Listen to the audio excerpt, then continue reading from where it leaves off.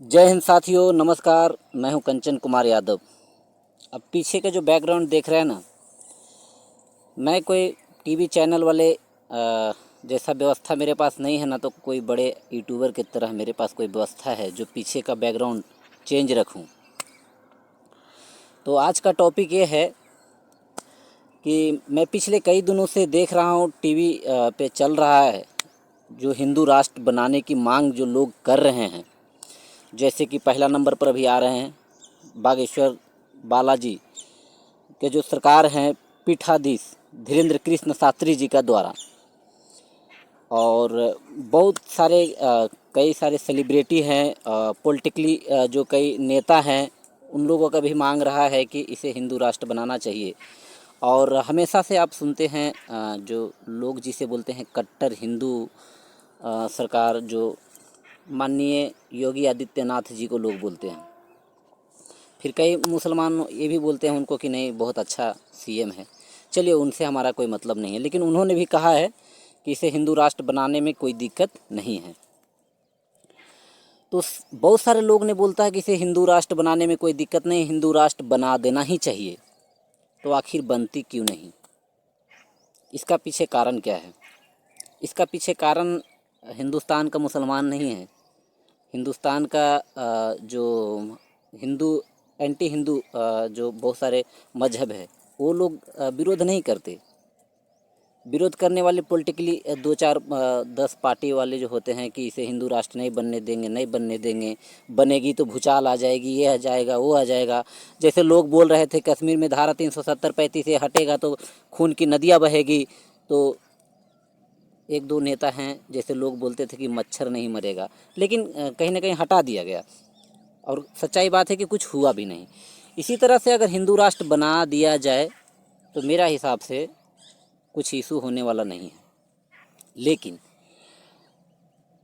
मुझे ये समझ में नहीं आती कि एक सॉरी 57 देश, जो 57 देश है वो मुस्लिम देश है, मुस्लिम कंट्री है, और वहाँ का जो संविधान है मुस्लिम शरिया से है, मुस्लिम का जो रीति रिवाज है उससे संविधान बना है, ना कि सेकुलर संविधान है। वहाँ का जो संविधान है कोई सेकुलर नहीं है, सिर्फ है तो सिर्फ मुस्लिम का रीति रिवाजों से ही। तो जो लोग कहते हैं कि हिंदू राष्ट्र इसे नहीं बनना चाहिए, तो आप लोग क्या ये चीज़ को स्वीकार करते हैं कि जो मुस्लिम देश है वहाँ एंटी मुस्लिम को ऊपर अत्याचार होता है? तो स्वीकार करेंगे ना? तो वही बात हो गई ना।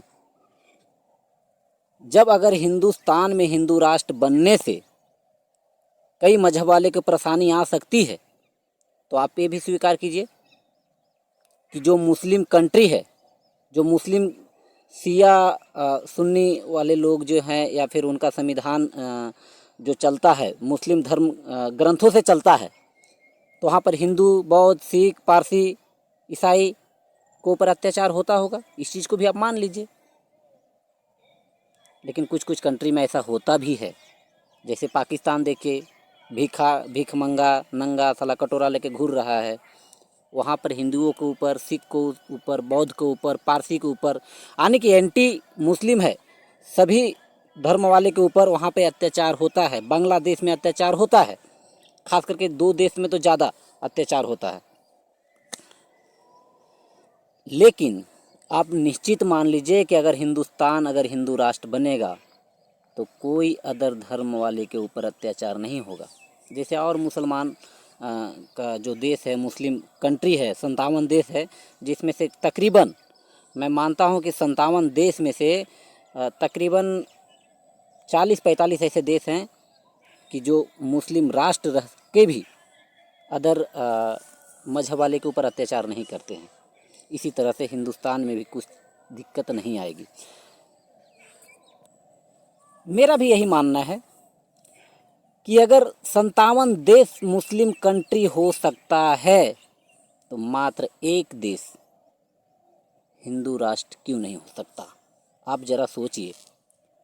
हम हिंदुओं के साथ भी भेदभाव होता है, लेकिन हम हिंदू इतने नर्म दिल के होते हैं, इतने हमारे शांति हमारा धर्म है कि किसी के तो विरोध करना तो दूर की बात, हमें हम पे जो अत्याचार होती है ना, उसका तो हम साथ देते ही नहीं, उसका तो विरोध हम करते ही नहीं। अब देख लीजिए, दुर्गा पूजा हो, छठ पूजा हो, सरस्वती पूजा हो, आज शिवरात्रि है, डीजे बजने से पहले, डीजे आप बुक करने से पहले आपको 2 दिन 3 दिन पहले पुलिस स्टेशन से नोटिस आ जाता है और चिपका दिया जाता है और कह दिया जाता है कि डीजे मत बजाना, नहीं तो उठा के ले जाएंगे। ऐसा होता होगा, ऐसा होता ही है। अगर आपको नोटिस नहीं आया और अपने पर्व त्यौहार में आप डीजे बजा रहे हैं तो कहीं ना कहीं पुलिस आपको गिरफ्तार करके लेके जाएगी। लेकिन यही अन्य धर्मों के साथ, खास करके मुस्लिम धर्म के साथ, अगर उनका कोई जुलूस भी निकलता है तो उसके साथ पुलिस प्रशासन पीछे पीछे दुम हिलाती रहती है और काफ़ी भारी मात्रा में उनको प्रोटेक्ट करती है, पुलिस सुरक्षा देती है। क्या हम मारने जाते हैं उनको? क्या उनको ऊपर, अरे वो तो खुद हाथ में तलवार लेके घूरते हैं अपने जुलूस में, लेकिन फिर भी खतरा उनको हम हिंदुओं से हैं। ऐसा नहीं है, हमारे हिंदू भी मुसलमान त्यौहार मनाते हैं साथ में। जैसे देखिए पैक जो लगता है, बहुत सारे हिंदू लोग मनाते हैं, लेकिन मेरे हिसाब से उसे मनाने की कोई आवश्यकता भी नहीं है हिंदुओं को। तो कुल मिलाकर बात यही है कि हमें हिंदुस्तान में हिंदू रह के भी हमें हर चीज़ की आज़ादी नहीं मिलती जितना अदर धर्मों वाले की आज़ादी मिलती है, ख़ास करके मुस्लिम को। अब देखिए, छोटा मोटा उसका त्यौहार हो, डीजे रोड में बजाते जाता है, हाथे में तलवारें होती हैं, उसके साथ में भी पुलिस होता है। लेकिन हमारी त्यौहार में हमारे पास एक डंडा भी नहीं होता, उसके बाद भी पुलिस का क्या आती है रिएक्शन, अगर डीजे बजाओगे तो हम उठा कर लेके जाएंगे। लेके भी जाता है, फाइन लेता है, मारपीट भी होती है। फिर भी हमारे हिंदुओं को लगता है हिंदुस्तान को हिंदू राष्ट्र क्यों बनाना है। बनाने से कुछ ज़्यादा फ़ायदा होगी नहीं तो ज़्यादा कुछ नुकसान भी नहीं होगी, लेकिन बनने दो ना यार, क्या फ़र्क पड़ता है, बनने दो। बनने से क्या दिक्कत है? जब 57 देश में अगर मुस्लिम देश बनने से कोई दिक्कत नहीं हुई तो हमें बनने में क्या दिक्कत है? ज़रा आप सोचिए। हमारी तो यही राय है कि इसे हिंदुस्तान को हिंदू राष्ट्र बनाना है, और ऐसा नहीं है कि हम बनाने के बाद किसी के साथ अत्याचार करेंगे जैसा नंगा भिखमंगा पाकिस्तान कर रहा है। और अगर लोग बोलते हैं कि हिंदुस्तान में मुस्लिम अल्पसंख्यक है, उसे सुरक्षा मिलनी चाहिए, बढ़िया बात है।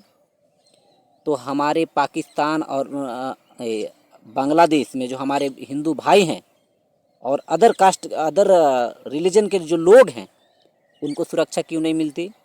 वो तो वहाँ का अल्पसंख्यक हैं। जैसे अगर मुस्लिम यहाँ अल्पसंख्यक हैं, उसे सुरक्षा मिलती है, डीजे बजाने की पूरी आज़ादी मिलती है, तो पाकिस्तान में हिंदुओं के साथ क्यों भेदभाव होता है? बांग्लादेश में क्यों? ज़रा अच्छे से सोचिए, इस चीज़ को रिसर्च कीजिए कि हमारे पाकिस्तान में हिंदुओं का कितनी आबादी थी, अदर रिलीजन वाले को कितने आबादी था, आज आबादी घटते क्यों चला गया? लेकिन हिंदुस्तान में देखिए उसकी आबादी कितना बढ़ते चली गई। हमने तो भेदभाव नहीं किया, जो करता होगा करता होगा। हम तो आज भी कहते हैं इसे हिंदू राष्ट्र बना दीजिए, इससे मुसलमानों के क्या, अदर रिलीजन वाले को भी कोई दिक्कत नहीं। और मैं तो मानता हूँ कि यहाँ का मुसलमानों को भी कोई दिक्कत नहीं है, लेकिन जो मुसलमान के पीछे खड़े होते हैं मुंह पे चादर डाल के, दिक्कत उनको है। इसी के साथ महाशिवरात्रि पर्व का ढेर सारी आप सबको शुभकामनाएं। जय हिंद, जय श्री राम।